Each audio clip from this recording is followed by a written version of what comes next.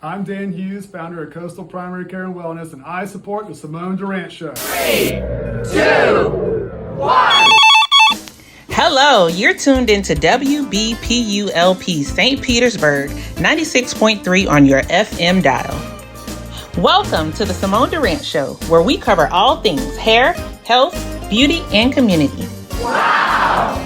Yep, you heard it. This isn't just a show, it's a movement. So turn up the volume and join the conversation. It's time to educate, enlighten, and empower together. Let's dive in. Falling short. Rather than keep those lessons to himself, Dan wanted to share them. He took what he'd learned about people, about money, and how to support and what that really looks like, and built a healthcare practice around it. Coastal Primary Care and Wellness runs on a straightforward, member-based pricing with no deductibles, no co-pays, no markups on medications. It's designed to feel less like navigating a broken system and more like a simple monthly billing. He is going to share all of this wealth of education when it comes to self-realization, healthcare realization, and how to navigate this experience with power and clarity. So welcome, Mr. Dan. Thank you. I think that's probably the nicest, sweetest introduction anyone's ever done for me. I'm just sitting here like glowing right now. Big smile on my face. That was very nice. Thank you. I'm so excited to be here. As a typically shy person, I was thinking about this all weekend, and it just got more and more exciting. You know, all the things that we get to talk about and to hang out with you. So yeah, overall, just pumped. Yeah, for sure. We had our initial meet and greet, and let me tell you guys, he's a wealth of knowledge. He's a great person, and he has so much to share with this conversation. But you guys already know how I do. We have to figure out where he's from, born, raised. Where are you from? I grew up outside of Atlanta, about 20 minutes in Georgia, and whole family's in Georgia. I'm the rebel that kind of moved around a bunch. But go back and spend a lot of time in Georgia for sure. And what was Georgia like? Because I know what it's like to be born in St. Petersburg, but I wasn't born in Georgia. I wasn't raised in Georgia, but I go back and forth for like business and stuff. But I want to know about like Georgia. The biggest thing people talk about, especially this time of year, is we all call it Hot Atlanta for a reason. So you've got the heat, you've got the humidity, without the beach. Right? So if I'm going to be hot and humid, I'm going to the beach. That's kind of how I ended up here. But yeah, Georgia's beautiful. It's very green. You know, they've got all the topography a little bit. They're between mountains in the north or, you know, central Georgia, all the farmlands. So it's got a little bit of everything. It's pretty laid back. Yeah. Okay, kind of how St. Pete used to be when I was when I was growing up. And so you were born and raised in Georgia. You graduated in Georgia? Yep, went to high school and graduated high school in Georgia. And then from there, pushed out, went to the Marine Corps, where I was stationed just north of San Diego at Camp Pendleton. Right. So that's Southern California. And I was all excited because I found the beach, right? Like that was the goal. It's always been the goal. And then, yeah, I got there and then they were like, don't unpack. I ended up hooking up with Infantry Battalion, 1-4 Marines. And then we went out to Iraq and did Fallujah from 08 to 09. And came back from that, cooled off, bought a surfboard, finally went to the beach, realized that the California beaches are super cold, like ridiculously cold. And that's what makes the big waves. Right, you know? okay. But you had to have a wetsuit. It's not like paradise out here. And but enjoyed that for a little bit and then hooked up with 3-5 Marines, get some, shout out 3-5, and went to Afghanistan 2010 to 11. And came back from that, and my 4 years was up. It was over, like, you know, super fast. And then that's when eventually I got to go back to Florida, where I was, you know, always kind of envisioning myself. This is where people vacation, where I live, you know, where I'm from. So I want to live where people vacation. Right. And so, yeah, got to go to school here. And I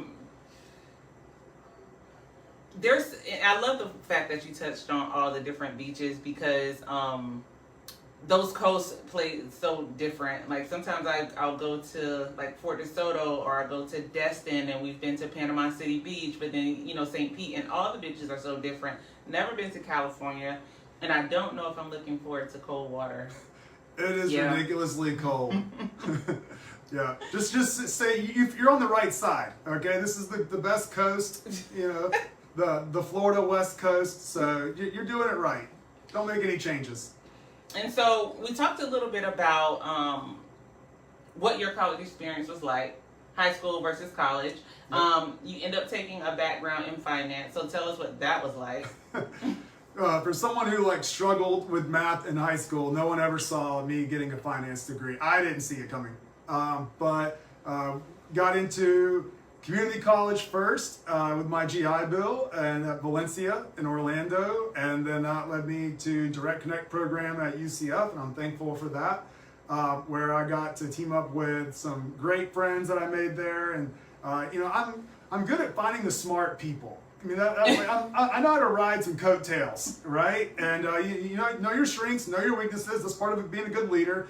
I found the nerds, and I was like, y'all are my new best friends. We're gonna make it happen. So I got to UCF and ended up making a bunch of great friends that were all finance interested students, and ended up just following them. They kind of showed me the path, and I'm so glad that I met them and that I got put in their path, and that's kind of what led to the degree and everything afterwards. Right. And we talked about not a lot of different maths that we did not enjoy mutually, but you do what you got to do, and sometimes the biggest barriers that you have lead you to the best success. So you have to I feel like some of your military experience just kind of taught you to just keep going through adversity and through hard things, right? It's interesting. I say that the Marine Corps taught me how to learn. And, once I had that ability to just sit down and stay focused and ignore all my other distractions, that's when, the focus came in, and now we started seeing progress and movement forward. And after that, you're like, oh, I'm doing it. Okay, we're doing it. You just keep going, right. Until now you've gotten this degree you never saw yourself getting. And, shout out to the tutoring centers. Shout out to all the personnel in Valencia Community College tutoring centers. Love you guys. So you were in finance, and finance is very, very different. Even though you can have a foot in any industry, just the idea of finance versus healthcare is very, very different. So what are some of the biggest things that you learned from being in a finance background?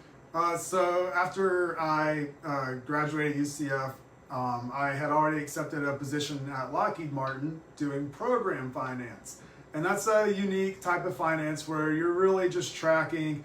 You have a project, and then you take your project and you break it down into what we call milestones, within this project. And now we're going to track, are we completing our milestones on time? And are we spending the money associated to each milestone accurately? Or are we spending too much and we're not getting enough progress? Are we getting more progress than we thought and we're not spending as much? So that's kind of how we judge projects and as they develop. And so this taught me really how to balance lots of project management, timing, scope, contracts, and really taught me how to use the computer and Excel for the first time. That's a skill in itself. So grateful for that experience, and it kind of helped me build the business acumen that I was chasing after, and from there it definitely was the cornerstone that allowed me to then apply that to every chapter afterwards. Right. So,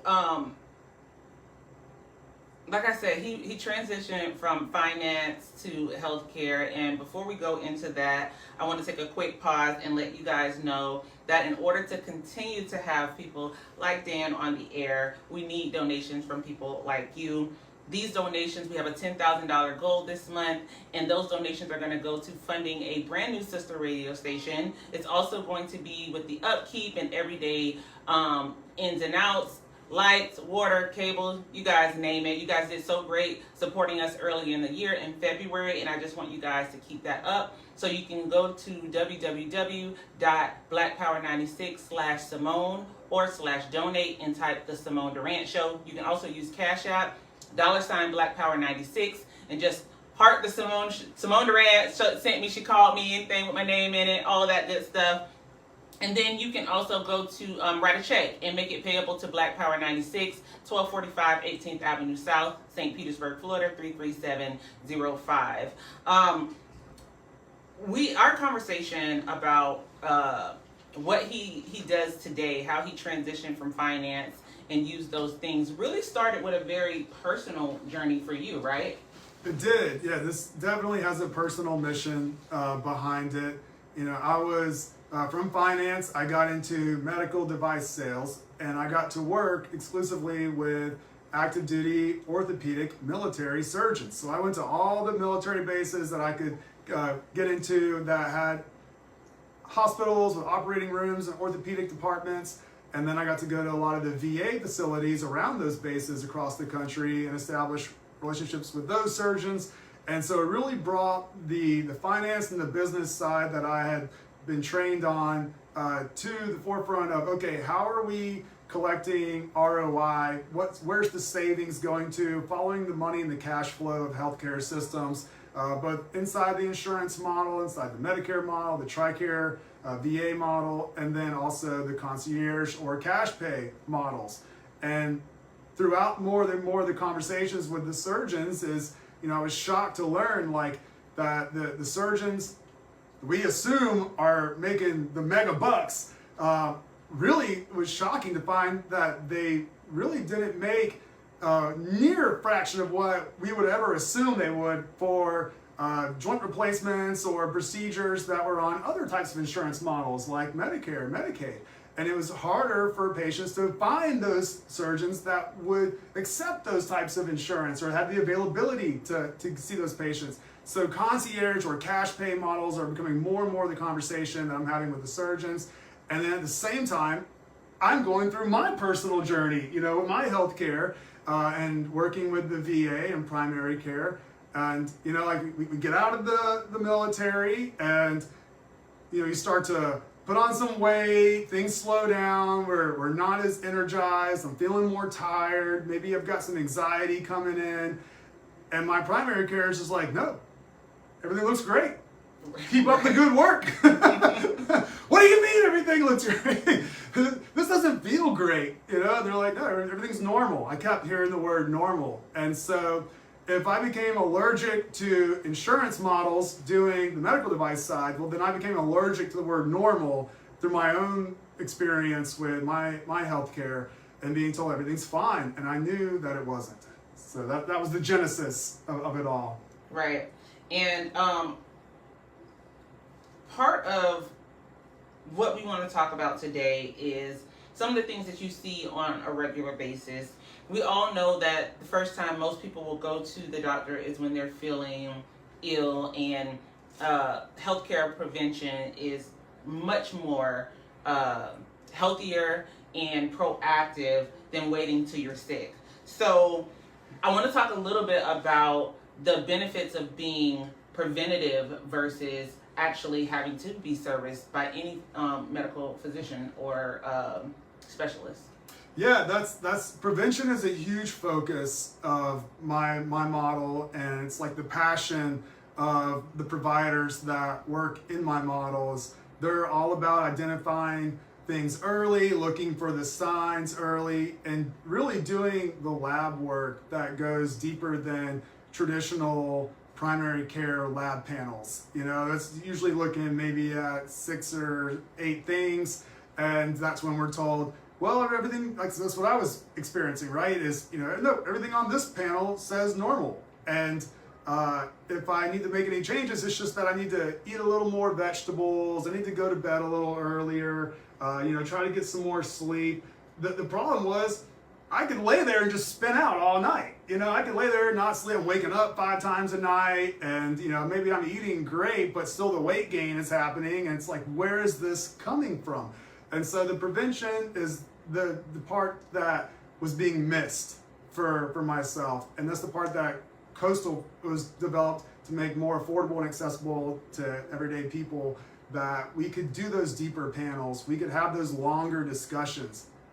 I mean, when I go to see a primary care provider and he's got 50 patients in the same day, I might get 8 minutes, Right. right? And so if I see him twice a year, I had 16 clinical minutes discussing my healthcare in 12 months. And that's just horrible. Horrible. We accept that as just the standard, right? And I want a 30-minute consult. I want a 45-minute consult. I want labs that I've never even heard of before that are going to deep dive into these symptoms to connect and cross-reference what I'm experiencing. So, oh wait, actually it's not that you need to sleep more. It's that, your hormones are off. And if your hormones are off, you could be waking up 3, 4 times a night, and drying yourself off the towel, you're covered in sweat, your bed sheets are damp, we got to get back in bed, now trying to fall back asleep with this situation. Right. All preventable. All preventable. And so what are some of the things that when we talk about prevention, we definitely should be paying attention to? Maybe like the top 3 or 4 things that will kind of help to keep everything at bay. I mean, like the easiest examples are things I can think of, like high blood pressure, pre-diabetes, obesity. I've already nailed on the sleep problems. And America spends enormous amounts treating chronic disease after it develops. And we don't spend near enough, we're not invested near enough in the conversation of preventing these things. Something that blows my mind, and I have it over here, my eyes are looking at my laptop. So I found in Florida alone, people with insurance with diabetes, they pay an average of about $330 a month to manage their diabetes. That's their out-of-pocket cost. And this is something that, it's just part of their finances now, right? Whether they plan for that budget or not, right? And so insurance is designed to treat disease. Systemic healthcare, this is what I do a lot of my workshops about around Tampa and Pinellas, is systemic healthcare is all about disease management. And insurance models aren't so much focused on disease prevention. They'll call a lab panel preventative, but if you go and you actually want further testing, now all of a sudden those tests are diagnostic, not preventative testing. You got to pay for those. And so you're forced, into the situation of trying to find some other solution that's supplemental to the insurance model that isn't going to break the bank, that can also help cover the prevention side so that we're not breaking things and waiting for them to break later, and addressing them when it's too late. And we talked a little bit about one of the really big ones was the thyroid panel testing, right? Big time. Yeah, it's just wild to me because all the time, we have patients and weight loss is a big conversation. And it's everywhere. It's on all of our TVs and all of our streaming ads. So patients will come in and say, well, I want to do weight loss. And it's like, okay, well, we need to do labs. Everyone has to do labs no matter what to just qualify for these therapies. And it's like, we need to make sure that we're checking your thyroid. We don't have a thyroid condition that's contributing to the weight gain or something else that's going on. It's the root cause of this, that we're not just putting a Band-Aid on, what's really going on. And a lot of the conversations are, well, my doctor already tested my thyroid. He says my thyroid's good. And it's like, okay, well, I would need to see that. Let's load those results in, and we're going to review all that with you. And then not surprisingly, we get the results, and we have a TSH, which is the test that's checking the signal, to activate the thyroid. But what's so commonly left off is free T4 and free T3. Which is, if we're back to math, that's what we're solving for, is free T3. That's the actual, how the thyroid is converting. And so we've got, especially women that call in and they say, hey, I'm gaining weight, my metabolism's off, I have no energy, severe fatigue. And we get to talk with them more and we find out that they're cold. And it's like, you have a space heater in your cubicle? And they're like, yes, I do. Actually, my coworker next to me is, sweating all day. I'm under the blanket, I got a space heater, and then it's, well, how's your hair? How did you know? Your hair, is it thinning? Are you having a comb in a certain way? Or we catch ourselves just slowly over time making adjustments to how we're styling our hair? And they're blown away. How did you know that? And it's this is all thyroid related. This is what gets discovered when you're able to spend 30, 45 minutes talking with someone. Absolutely. And then we're just like, okay, so glad that you loaded that lab panel. And we can use this lab panel, but we need to do a little bit further panel. And guess what? We're gonna make it affordable. It's not gonna break the bank. We're gonna do, you know, and that's the first barrier to entry. Right, absolutely. The costs are astronomical these days, and that's why I'm always bringing people on the show to provide as much education as possible when it comes to first presentable, but then also to have conversations around what the real expectation could be in these days and times. We talked a lot about how hair loss plays a big role, right, in the overall self-esteem and quality of life. We kind of like went in depth on that, and how many a times we're seeing the same thing. He's on the medical side, I'm on the non-surgical beauty side, and they're coming in and they're saying the same thing. And so I think that the real conversation just has to be had around getting in a place where solutions and real solutions are being solved. But we were talking, and the conversation has to be very, very thorough, right? Hair loss is not just something that goes away. You know, it starts from inside. And I always tell people, I don't make your hair grow. Like, I'm the conduit, I'm the support, or I have access to, you know, things that you don't have access to. I have knowledge, but it's really just to help you navigate, to get your body back into optimum, to support what your body already wants to do. So we have to figure out what's fighting against it, what's inhibiting it. And I feel like that's the same way across the board with almost anything, right? It is, like, in we treat hair as one of the body's earliest signs that absolutely. Something is off. So it's, you know, to me, it's someone wants to tell me and do talk about their hair, and I'm going, well, what's the root cause of this too? Yes, we can focus on this, but there's something else going on, and it's either potentially, as a lot of times, hormone related, or it could be stress, it could be sleep related, or we talk about thyroid, iron deficiencies, vitamin deficiencies, things that, you know, we can dive into, and then together put a holistic system in place that's addressing everything at once. And that, I think that's the goal, is that there are practices there's many that are out there, and they will do this on a model that is typically like a wholesale platform, right? You know, to where might be a flat monthly fee for the model. Like for ours, it's $150 a month for unlimited care, but for the labs are wholesale. We don't, you know, these clinics don't make any money on the labs, so now these tests are only maybe $50, right? Not $300. You know, that's that barrier that we're talking about, right?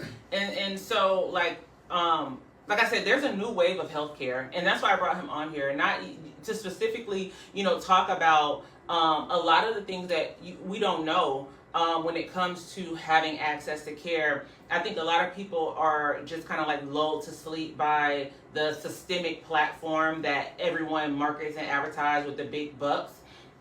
But there's so many different types of platform available. And I think what COVID did was something that was very, very instrumental in the success of some and the health success of others.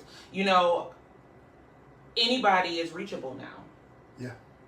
So that virtual component, that telehealth component, makes you be able to have access to the people that you really want to help you, instead of someone that's local and they don't really do a great job, and they're not really a great listener, and they don't continue their education, and so you're going to them. And I remember having conversations with like old dermatologists, like they're still giving 2 different like antibacterial shampoos as the solution to hair loss, you know? And it's just like, what are we doing here? You get what I'm saying? Like, what are we doing? So I think that I see a lot of people taking access to the virtual component, and almost every doctor now is almost giving access to virtual component. So I love that you brought that up.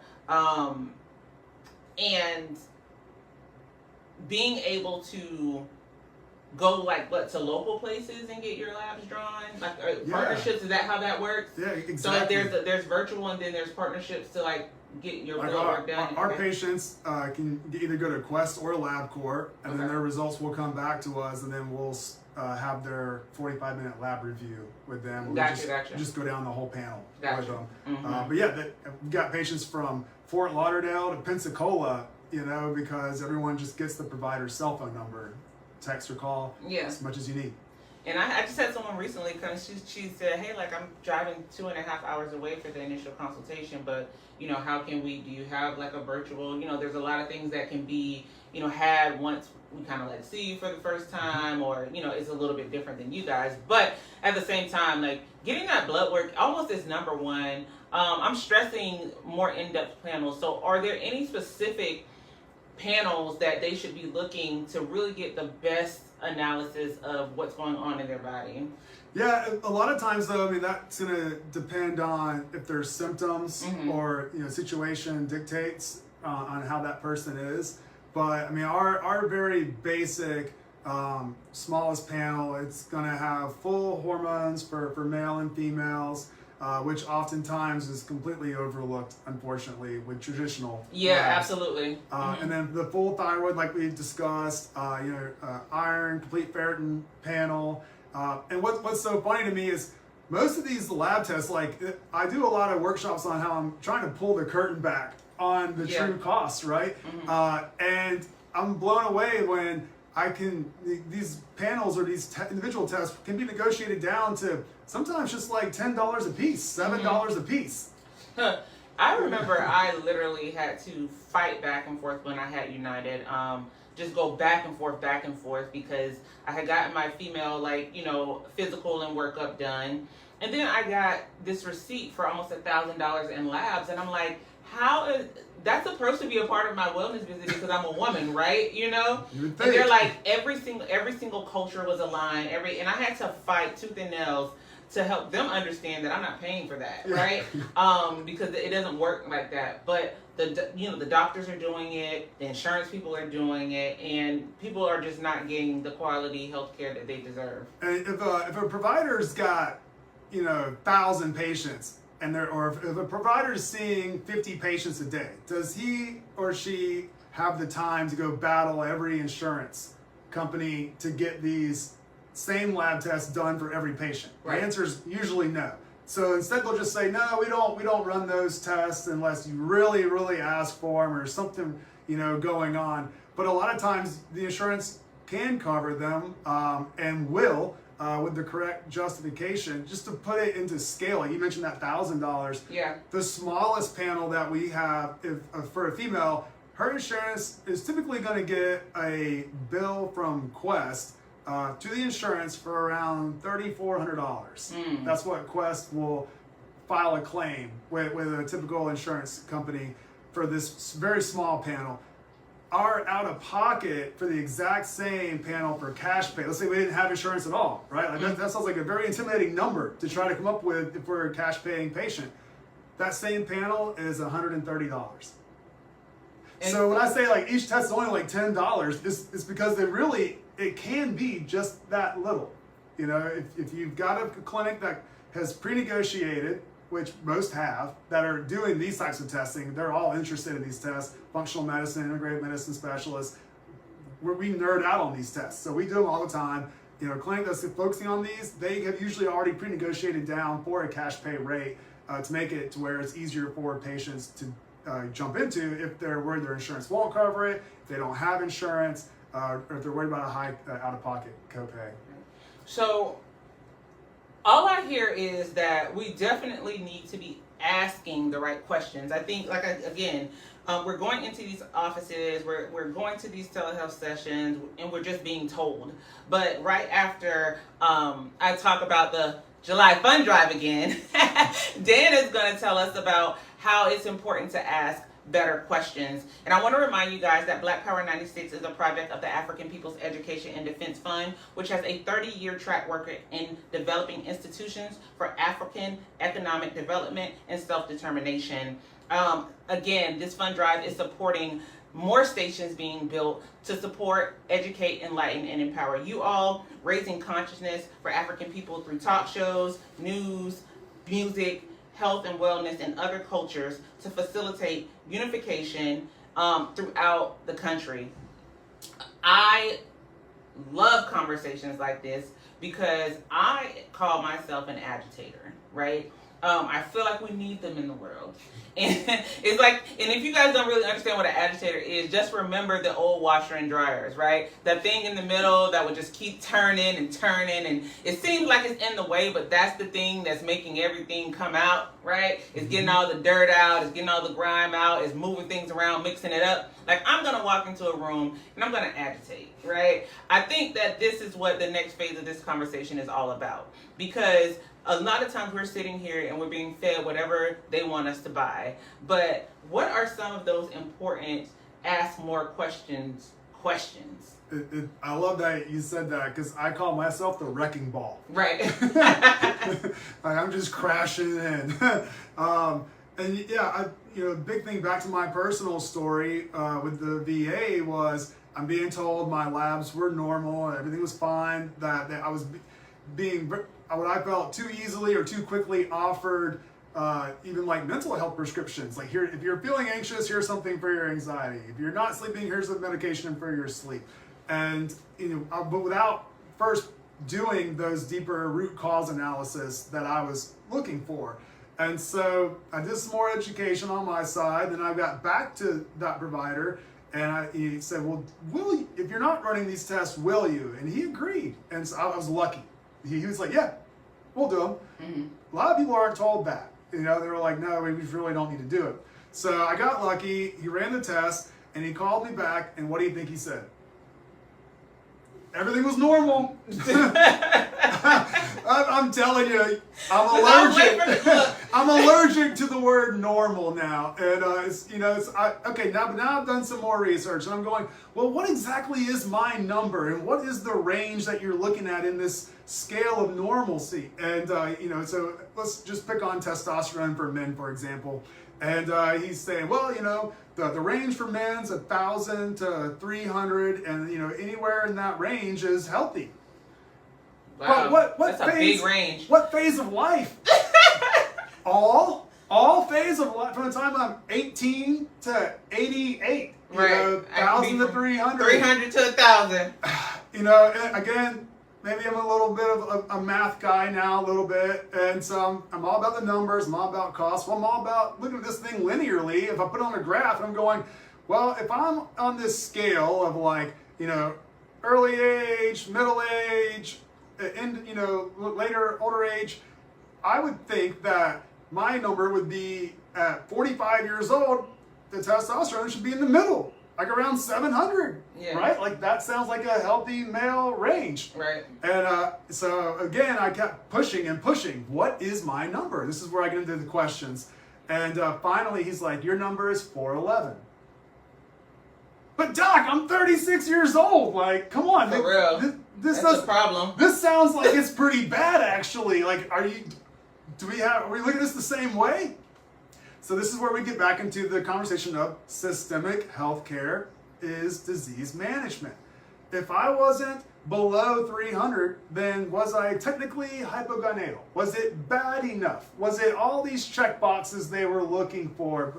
And he came straight out to me and he goes, look, we're not going to put our hands on you until you're below 300. That's just the policy.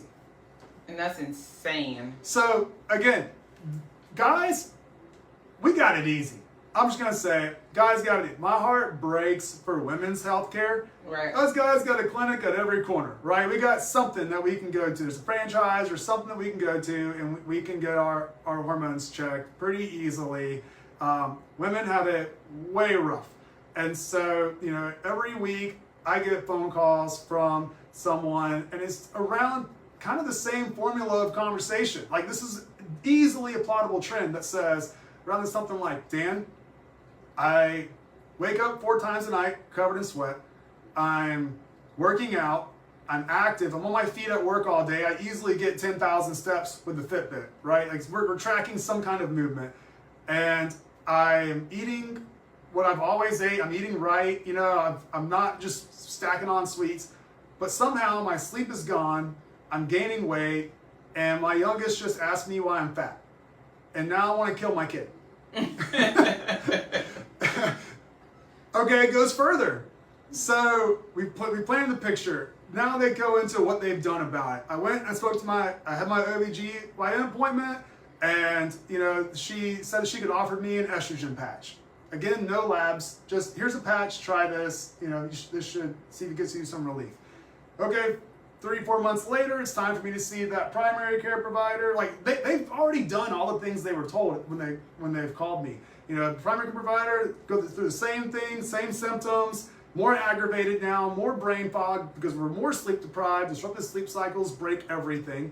And the primary care provider says, well, no, these labs are good. You've got good labs. So, I mean, I think you just need to go to bed a little earlier. Try to eat some more, you know, some more greens, good. Leafy green vegetables. You know, but it sounds to me like, you know, you just need to make some of those changes. When really, the provider doesn't have, like we talked about, the root cause identifier of the labs to go back and associate and cross-reference with these symptoms to see what's off. Mm-hmm. And so then they call me and they go, my OB/GYN won't help me. You know, my primary care says they can't do it. Labs aren't covered by insurance, won't do it. What do I do? Who do I go? Where do I go? And so if you're having those conversations with your provider and you're asking, you know, about your sleep, if you're hearing phrases like "welcome to menopause," that is not an answer. Welcome to old age. But you do hear it. Yeah, you do hear it. This is just what happens. If we're hearing those, wrecking ball, agitator, like, you know, one of us is like, hold on a second. I see you're on your way out to your next patient because our 8 minutes are up, but I need you to slow down for a second. You're going to have to explain to me exactly why my sleep is normal on your lab panel. Right. Tell me, show me in the numbers where this is, you know, says sleep non-existent, normal for my age. That's something that I want to see, you know, on a chart, on a graph, something. You need to justify it. And the truth is that they can't. Right. And there was a study that was done on working women and working and mothers and against males.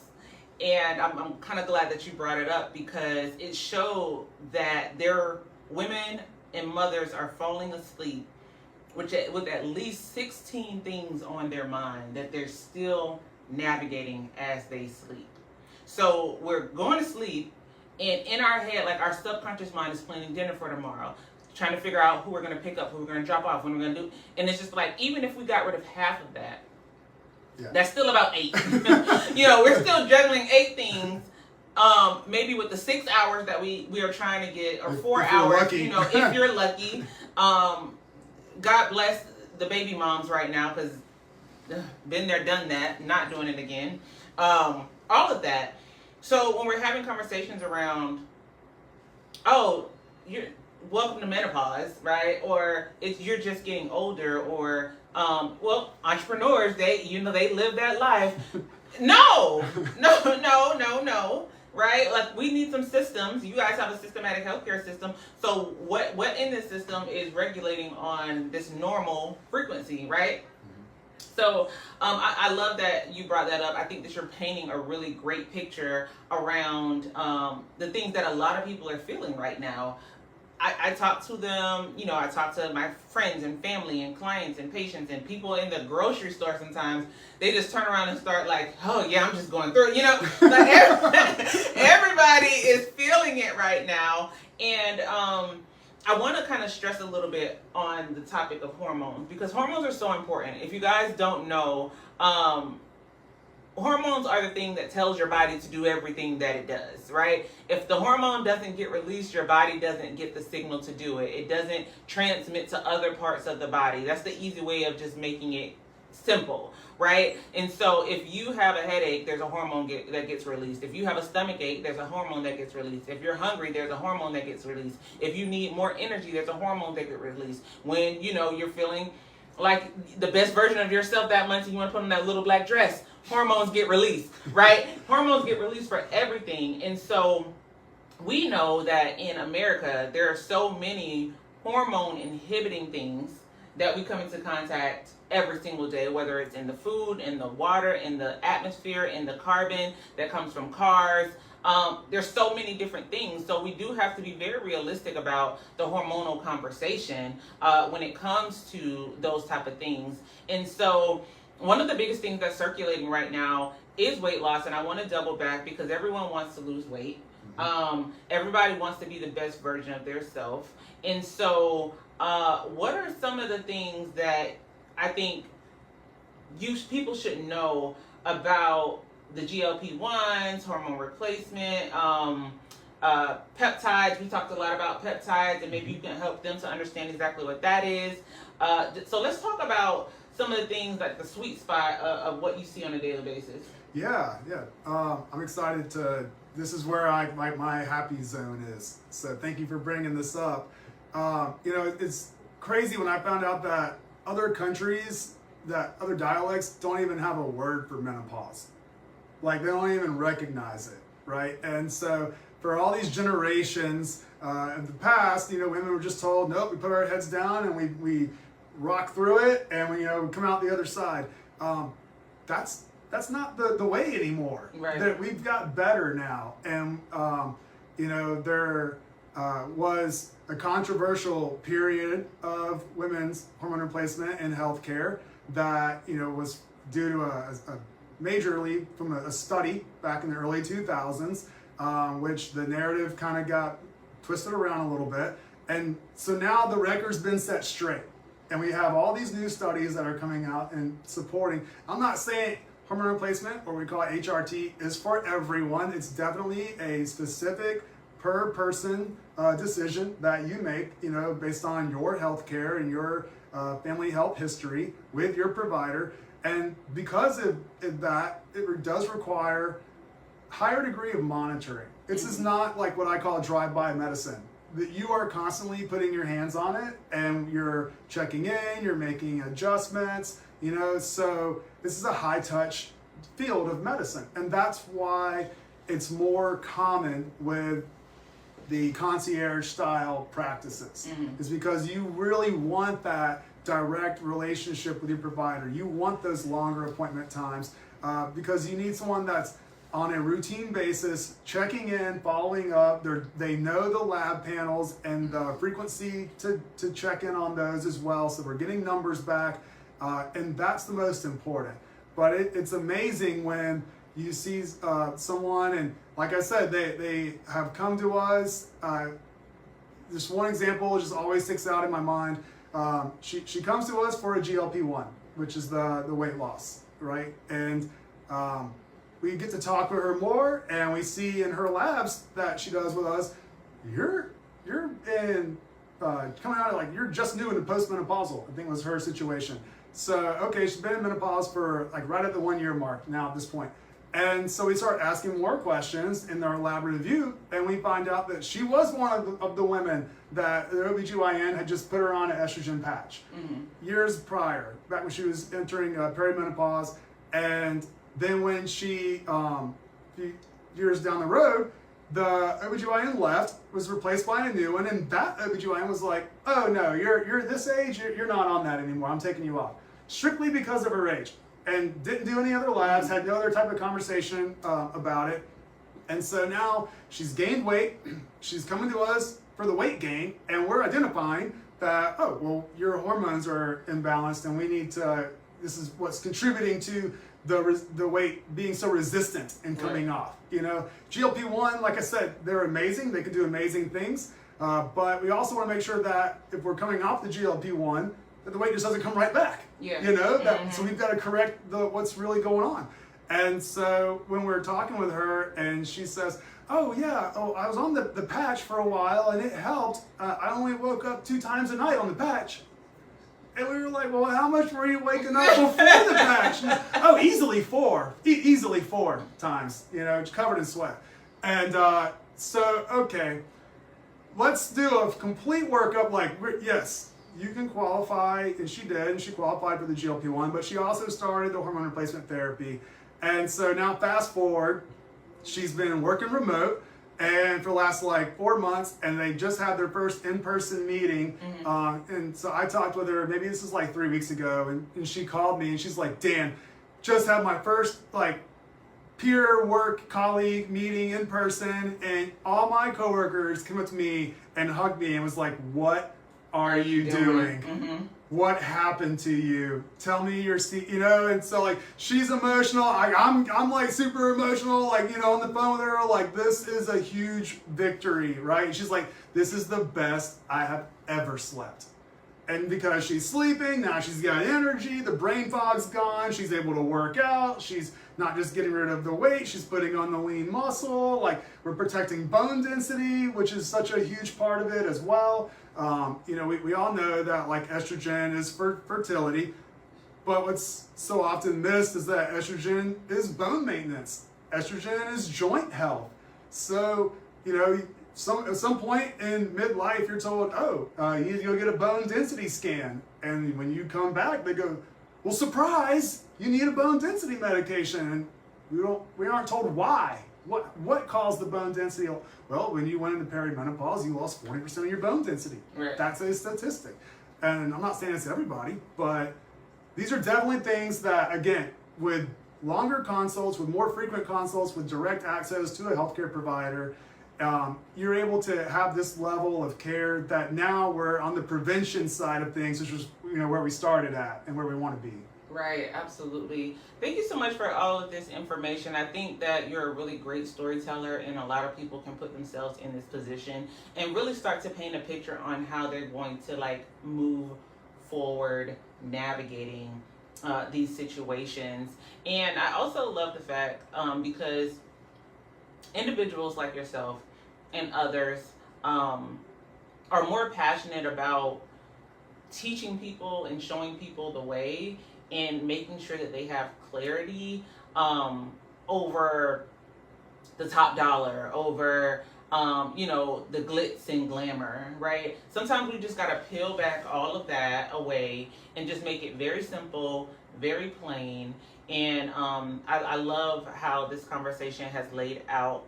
I think that another thing that is really important to talk about before we get off the air is the danger in self-diagnosing when you're using medical grade substances. I think that in the holistic sector, a lot of things metabolize naturally, so it's really hard to kind of like overdose. But when you're talking about lab engineered medicinal forms of medication and hormone therapy and different things like that, it's very important for you to have a really good understanding of where you stand and what you need. And so how dangerous is it to like self-diagnose and self-medicate in this arena? We have a lot of patients come to us, and especially on like the peptide side of the house, is this whole entire gray market, research grade peptides was allowed to be created. And so now people are easily accessible to these research peptides. And, now they're going on to AI to figure out their dosing protocol based on, what their goals are with these peptides. But so hold on, because someone may not know what a peptide is. So sure. We got to explain what a peptide is. Good catch. Mm-hmm. So we all know that like protein's good. Protein is like the building block of our bodies, our muscle fibers. And so a peptide is a chain of amino acids that is 54 amino acids or less. And a protein is a chain of amino acids that's 54 or greater. So as a protein's building, a peptide acts more like a signal. Mm-hmm. And so it can signal the body to do all types of things.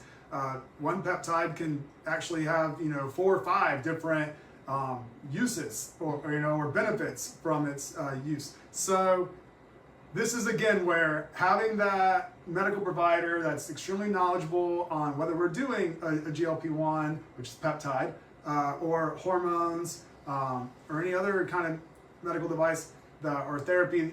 Yes, you probably can find something in the gym locker room. You probably can find something on the internet.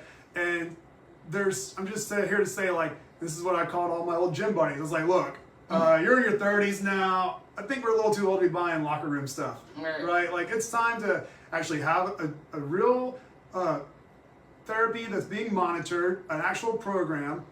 And this was my experience when I got on testosterone therapy myself, and I experienced all the benefits of it. I was going through a healthcare provider, and then I called all my veteran buddies, and I was like, look, we all talk. You're all going through similar transitional things at that time, like we were out having the weight gain, the energy's dropping down, maybe our mood was off, depression, anxiety.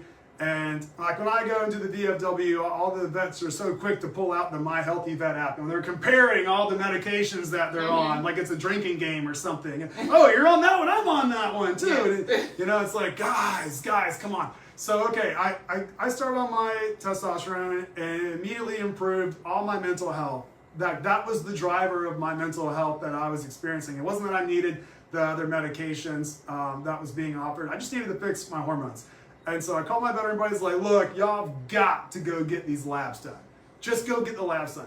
And, as you bond and you go through a couple deployments, with some guys, like you tend to have some really interesting dialogues throughout those moments, right? And one of them's response was, "This is the weirdest thing you've ever said to me." And I was like, okay, that's saying a lot, but no, like you need to go get the labs done and have them being reviewed by someone that's not just stuck in the normal, abnormal margin on the side of the lab panel. Is someone going to look at this number, look at your age, and compare and go, okay, what's the goal, what's the symptoms, what's the number, and put it all together and identify what the optimum range is. And if we're just getting stuff off the internet, then we just missed a huge portion of what this medication is being used for, right? Like, this isn't something that you can do on your own. This isn't something, even like my bodybuilder friends, they're putting 100-pound dumbbells over their heads for shoulder press. I'm like, look, yeah, I get it. Like, you did that in college, but even now, like, you're in your 30s now, there's a better way, and we have more things to monitor, especially as we age. And let's just make sure, like, safety is number one. With all of these things, safety is always number one. It's not about margin. It's not about, pushing product or anything like that. And that's why there's so many different models to this type of medicine. We all just turn our ears off as soon as we hear the word concierge, because if we think Beverly Hills. Yeah. And concierge doesn't have to mean luxury expense. Yes, there are what I call the desperate housewife country club med spas. They exist and they are fantastic. They have a purpose. You get a fancy glass of champagne. There's a chandelier over your head. You're probably sitting on a nice Chesterfield sofa. If I had to imagine this experience, it sounds lovely.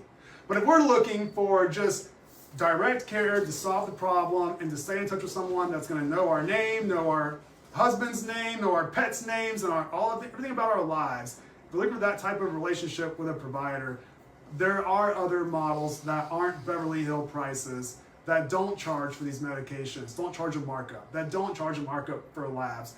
And that's where the cost of a GLP-1 can go from $600 a month to $90 a month. Mm-hmm. For everything out the door. I've seen it. I had husband and wife come to me, and they had spent $1,700 on 3 months of hormone therapy for each of them. $1,700.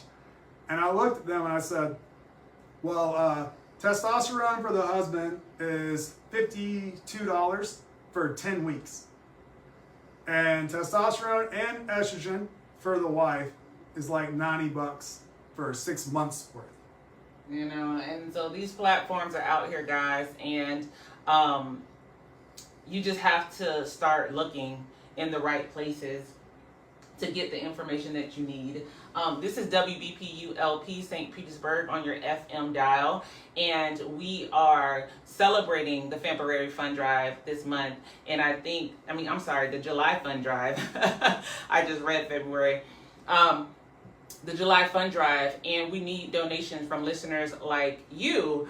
We thank you for having this conversation with us today, and I just want to make sure that you guys really enjoyed it. And if you did, you can show us by donating to www.blackpower96 .org/Simone or /donate and just put the Simone Durant Show. Again, you can also use Cash App $ Black Power 96, and you can put Simone in the subject line. You can also write a check to Black Power 96, and in the memo line you can put the Simone Durant Show, and and address it to 1245 18th Avenue South, St. Petersburg, Florida 33705. Again, this is going to keeping us being able to become and stay a independent communication sector, enlightening, empowering, and educating you guys with everything that you need to know to have a quality of life and a wonderful overall self-esteem. How important is it for radio stations like this to stay up and running? Oh, it's huge. Radio's just been a part of like my whole life. You know, growing up in Atlanta, all the radio stations there, music's such a huge part of Atlanta. But even the talk radio is what's really bringing companies and opportunities to the people more than, you know, I think any other means at this point. So I'm super blessed to have been here to spend time with you today, and thank you for having me. But yeah, radio stations like this do an enormous service, in my opinion, to help getting the message out. You know, look, if you're a small business and you don't have $100,000 a month, which is a real number for ad spend, to compete with your venture capital backed, you know, companies, what do? You know, like, and the goal is to help as many people as possible. Right. You know, so thanks to radio stations like this and you for having me on. I'm incredibly grateful. I think they're super important. Right, absolutely, and you're welcome. You're welcome. You guys heard it first from Mr. Dan Hughes. Black Power is definitely worth sustaining, and so you can also become a sustaining member by going to blackpower96.org/donate, and just when you make your donation, choose to become a sustaining member. $5, $10. We love it all, and we appreciate it all. You have a wealth of information and education on your website. So if someone wanted to kind of dial back this conversation, slow it down just a little bit, could you give them your website so they can go get more information? Sure, yeah. Our site is coastalprimarycare.com. Coastal like the beach. Primarycare.com. Right. And then start Googling, start going through your medical paperwork, start taking this conversation to heart and seeing like, oh, is this range? And start looking at the range. Maybe like, oh, there's this big old range and mine's way down here. The minimum is 50 and I'm 51. Like, let's start making it make sense, you know? Seriously, we have to.